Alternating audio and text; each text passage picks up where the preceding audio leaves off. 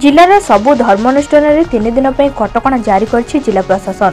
महामारी आईन धारा 2 एवं 1 समेत स्वास्थ्य और परिवार कल्याण विभाग निर्देशनामा को भित्ति करी एभली कटकणा जारी करा जायछि। चलित मास 31 तारिख रु जनवरी 2 तारिख पर्यंत जिलार सबु मंदिर, मस्जिद, चर्च एवं गुरुद्वार रे जन समावेश बंद करा जायछि। से सबु स्थान रे कटकणा कड़ाकड़ी कार्यकारी पई तहसीलदार एवं पुलिस को निर्देश दिया जायछि।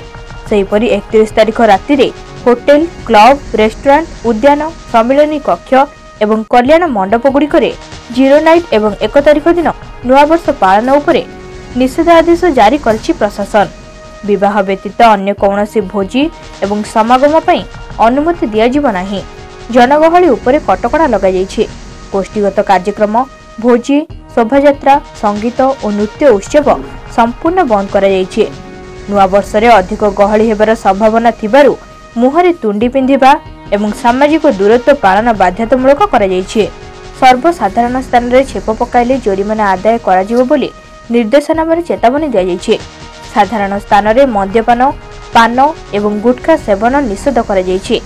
विपर्यय परिचालना आईन रो दफा 51 एवं 60 समेत भारतीय दंडविधि आईन रो 188 दफा अनुଯାयी कार्यानुष्ठान ग्रहण करा जिवो बोली जिलापाल समर्थ वर्मा प्रकाश करिसेंति।